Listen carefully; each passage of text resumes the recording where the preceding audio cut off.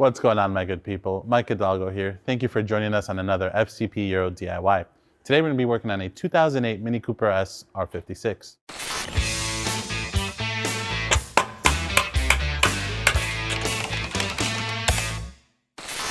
Today on the Mini behind me, we're going to be covering how to replace your front wheel hub bearing assemblies. In front of us we have an NTN kit which includes the bearing assemblies, the locking nuts for the axles, as well as the hardware to hold the bearings in. To this kit, we have added 8 rain lug bolts as we're going to be installing new hubs. We want to install some fresh lug bolts with it too. Everything will be nice and new. One thing to note, this car is a race car, so it does have wheel studs, so some things may look a little bit different. The brakes may look a little bit different. However, the torque specs will all be there. We'll give you all the right sizes and everything you need for your Mini back at home. Typically, these will last anywhere from 60 to 100,000 miles. That's not to say that they can't fail prematurely and or last longer than the 100,000 miles. We've seen some last 200,000 miles with no problems. Typically, as these age, the bearings start to wear. You hear a little bit of a funny noise starting from the corner of the car, front left, front right, wherever it may be. Affects the rears the same way. You get kind of a warble noise, and what happens is the bearing starts to wear, the grease dries up, and then you start to develop a little bit of play in this. Worst case scenario, extreme worst case, the hub separates, your wheel ends up in another zip code while you're driving. So you definitely want to stay on top of these. You don't want to let them get too bad. So next time you're in your car, if you're over 100,000 miles and you haven't done them, just listen, turn the radio down, see what's going on. This DIY will be applicable to your R56 chassis from 2006 all the way to 15. Now with that, let's take a look at some of the tools we're going to need for this DIY. For this job, you're going to need a torque wrench, anything that can handle 20 Newton meters all the way to 250. We have both 3/8 drive and 1/2 inch drive. Same goes for our ratchets. We have a small 2-inch extension. We have a 17mm socket for our lug bolts. We have a 32 6-point for our axle nut. We have a 19mm socket for our caliper carrier, a 13 for some of our bearing hardware, a T50 for the set screw on the disc, and then we also have a caliper hook to hang our caliper once we remove it. If you don't have a hook, use some zip ties or bungee cord, whatever you can do to keep the caliper from hanging on the soft line. We have a big hammer. This is going to help with removing the bearing if it's stuck, and it's also going to help us get the axle nut locked in. We have a flathead screwdriver, a paint pen, some electric tools makes the job a little bit quicker, and some penetrating fluid, Liquid ceramic paste, and we have some LM508 to help our axle go back into our new hub and bearing assembly. Now with that, let's go ahead and get started on this DIY. All right, my good people, we're going to be working on the front passenger side of the R56 today. However, the steps are going to be identical for both the driver and passenger side. A couple things to note on our car. You'll see it's equipped with wheel studs. It's got aftermarket brakes. We're still going to cover the proper sizes for the factory hardware and the torque specs, so don't worry about that. First things first, take the wheel off. We have 4 17mm lug bolts to remove. If you don't have an impact, which I highly suggest you get, especially for a job like this, you're going to want to break the lugs free with the car on the ground using your breaker bar.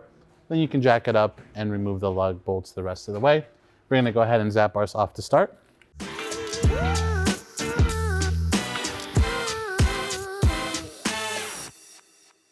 Now normally on the last lug bolt you'd want to brace as the wheel is going to fall. We have studs, so we don't have to worry about it too much now.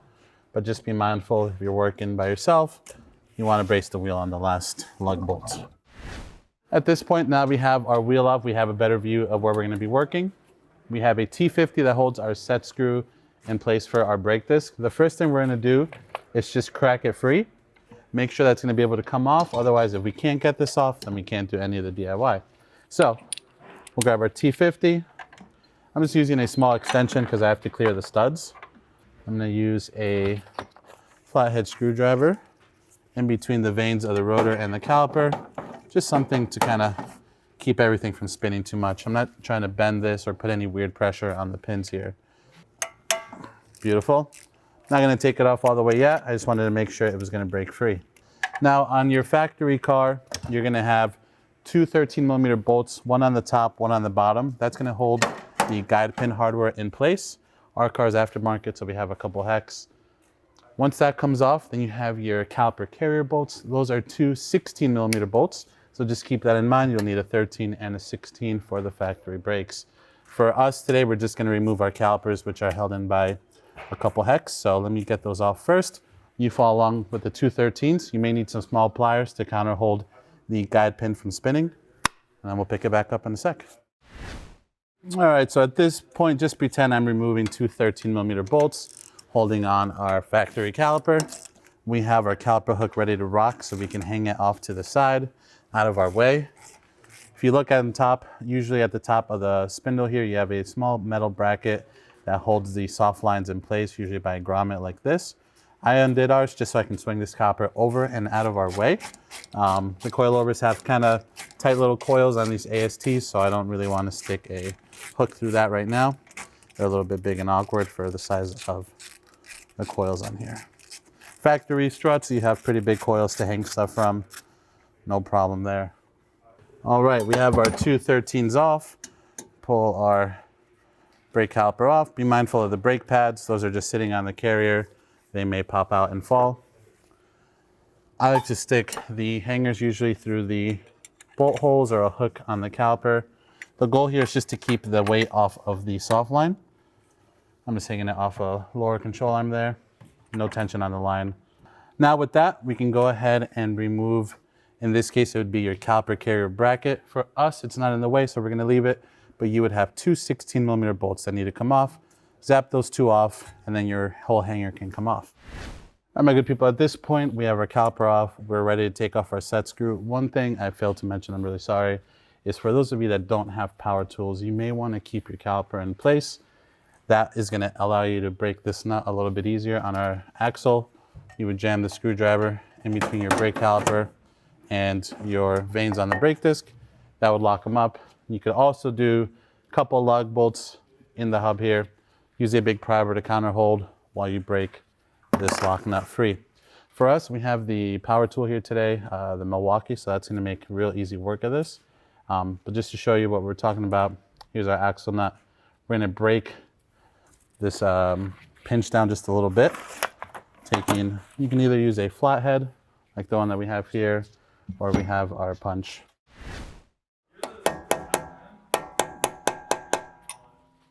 With that opened up a bit, we're gonna take our 32mm socket and we're just gonna blast this axle nut off. Now we can take our T50, get this rotor off the rest of the way. Again, we could have taken this rotor off already. We didn't need it with the power tool, but I just wanted to show you kind of what it would look like. I should have done it when the caliper was still on, so you have a better idea. Now we're gonna pull our disc off. We're gonna be replacing the disc on this hub here, but it's gonna look the same for you good people. Now at this point we have our axle. We just wanna make sure that we can push it back. That's gonna give us some room to work with. So right now I can even just push it with my thumbs. That's really all I need. One thing I recommend while you're doing this job, you're gonna wanna do both sides, if we didn't mention that already, but keep your wheel on the other side, jack up the whole front end, and you can use the other tire to just spin everything. So you don't have to grab a heat shield or anything like that and bend it. So you can turn everything and access both sides of the hub assembly bolts. For us now, the next thing is going to be cleaning up the outside threads, hitting them with some penetrating fluid.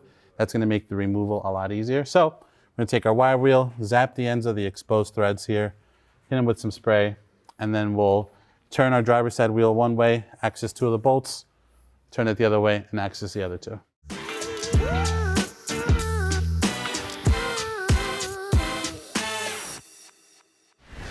At this point, we're gonna start removing the 13mm bolts that hold our hub assembly into place. I've gone to the driver's side and just turned the wheel full lock right. I'm gonna take our 13mm with a small extension, break that free. You might need to put your key in the ignition to help break the steering column lock. This car obviously doesn't have it anymore, so it's free to turn. Let's get to it.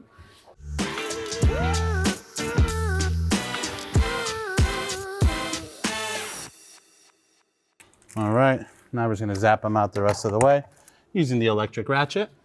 You shouldn't be very tight as the torque spec's pretty low for these, but corrosion can sometimes make them a bit hard to get out. These are one-time use bolts. That's why the kit includes them, so do not save these.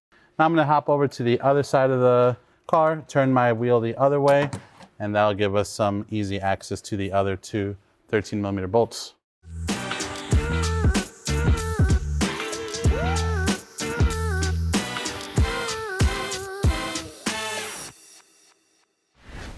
I'm just going to use my hammer to break the corrosion free from this hub and our spindle here, get this off. Again, we're not reusing any of this.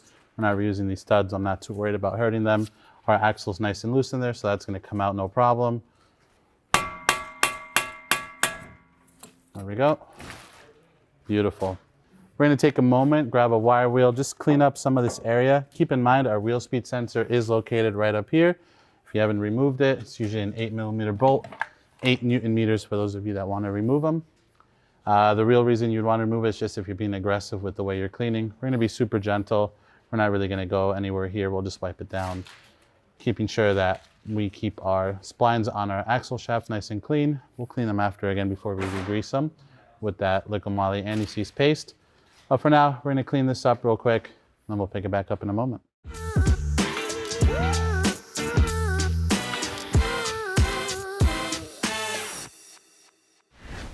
I'm going to take a little bit of this LM508, use it on the splines for the axle. This will keep it nice and fresh.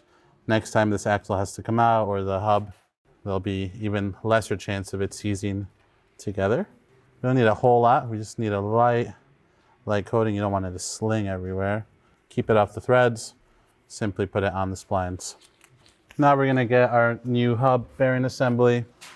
Get this kind of fed into place while we feed the axle splines through it as well. I'm just going to line it up. Make sure you have it kind of loose fitting and get the holes kind of lined up. We're going to use the hardware very gently to line everything up nicely. So we're going to be doing a lot of back and forth between turning our wheels on the other side so we can access the hardware on the front versus the hardware on the back. So now I'm just going to get a 13 started by hand. Get it started on this top left corner that I can access. I'm going to get this fed in. Got a couple threads engaged by hand. I'm just going to do a few more so I know that this bearing is going to line up nicely. It's not going to fall on us while we're trying to do this. You also want to make sure you're not cross-threading anything. This is going in super nice. That's exactly what we want. All right, with that one started a bit, now we'll start the bottom one.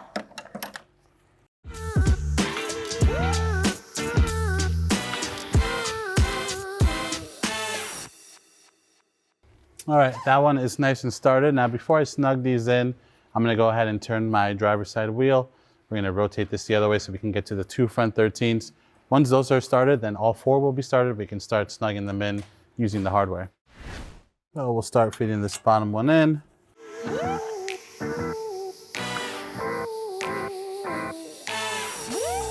Now they've all started, we're just gonna use the electric ratchet to snug them up super gently. Then we're gonna torque all 4 down to 20 Newton meters plus 90 degrees. And these are only 13mm bolts. They're not very big. Not gonna take a whole lot of torque.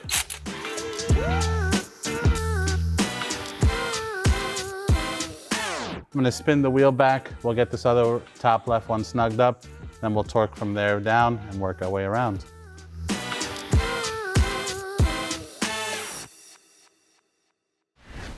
Now we're gonna go ahead and torque our hardware down to 20 Newton meters plus an additional 90 degrees.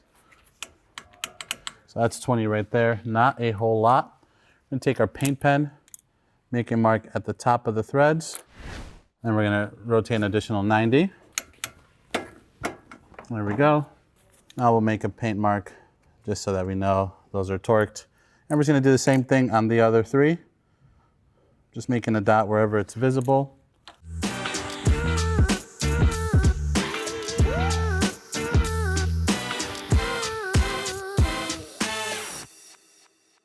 All right, my good people, at this point, our new hub assembly is fully bolted in, torqued down, paint marked, all that good stuff. At this point, we can just go ahead and start our new axle nut by hand. BMW recommends a tiny amount of oil here on the sealing surface where it butts up against the face of the hub. That's gonna allow you to torque it properly. So I'm gonna go grab some liquid moly. I have some 530 lying around. I'm just gonna dip it, tap this lightly. You don't want it on the threads or anything. And then we'll just get it snugged up by hand.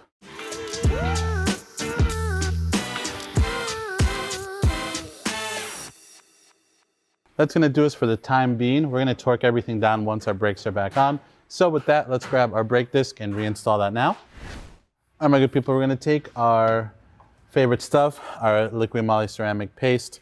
I'm gonna lather up this hub a little bit This car's not going to see any salt, but it just helps keep everything nice and fresh. It'll keep the brake jobs easy for when Ben has to do these brakes again.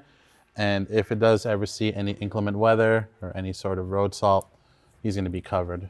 For those of you running Zimmermann rotors, if you're installing new Zimmermann rotors, you'll note that Zimmermann doesn't require anything. However, that doesn't mean that it won't eventually start to corrode and want to fuse to your hub. So I always recommend it. It's not going to hurt anything. It's just cheap insurance. We'll get that situated there. We'll get our disc on. Now we have our T50 for our set screw. I like to apply a little bit more to the recessed area here, just to give that screw a chance at not seizing up. These get torqued down to 27 Newton meters to snug it up, but for those of you playing along with your torque wrench, 27 Newton meters is your number.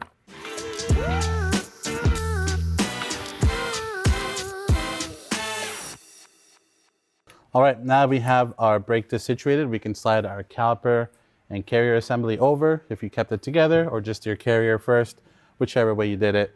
Get those two 16mm bolts. Those you get torqued down to 110 Newton meters for your carrier.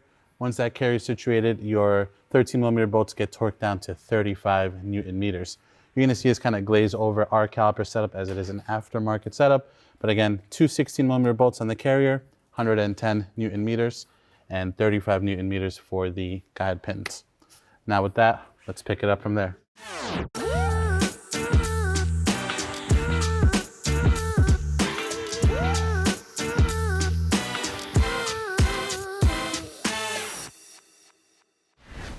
Last thing on the list is this 32mm axle nut. This gets torqued down to 250 Newton meters. We're gonna do a few things before we lock it up. We're gonna take our flathead, gently run it between our caliper here into one of the vanes of the disc. If you're worried about marring up the rotors, you can use a little bit of painter's tape or a towel to kind of keep that. This isn't gonna move, so it's not gonna hurt anything. These have a pretty stout coating on them. We're also gonna take one lug bolt. We're gonna get that started by hand first. I'll just keep everything from wanting to spin on us. 32mm socket. Again, we have a little bit of oil on the back of that where it mates to the bearing. 250 Newton meters. There we go. Nice and easy, no problem. We're gonna take our punch and our hammer and we're gonna lock in this axle nut for good until the next time it has to come off. It's been escaping me all day what this process is called. Please leave it in the comments for me because I'm gonna need it all day. We're gonna go ahead and paint mark it. And now with that, my good people, we can take out our screwdriver. Make sure you then forget your caliper hook. Make sure you put your grommet back on if you popped it off on the soft line here up at the top of the spindle. Now let's grab our wheel, slap it back on, and wrap up this DIY. Okie dokie. Line up your bolt holes. The last thing you want to do is strip your lug bolt holes because you're being impatient and you just sent it with the impact. You have new hubs, you have new lug bolts, or not, but you want to keep those nice and fresh. You don't want to mess up your threads and you can't go for a test drive. Then your whole day is ruined. We're just going to snug these up gently, about 30 Newton meters or so, to make sure the wheel is sitting flush up against the hub. Now at this point, my good people, we would be lowering the car back down on the ground, setting our torque wrench to 90 Newton meters, and snugging down these 17s, again in a crisscross pattern. Because this car is a race car, you've seen us torque wheels a million times before. Just be sure to check out one of our other videos if you're unsure how to do it. We're gonna stop right here. This car is gonna be getting studs later this week, so this is just temporarily so we can roll it around the shop. But overall, a really straightforward and easy job on the R56 Mini. I love doing these, not a problem. If you like this video, please be sure to give it a thumbs up. If you have any questions or comments on what we did today, or there's a specific R56 DIY you want to see on the channel, leave it in the comment section below. And if you like this DIY and you want to see more like them, please consider subscribing. We make new ones all the time. As always, thank you so much for watching. We'll catch you in the next one.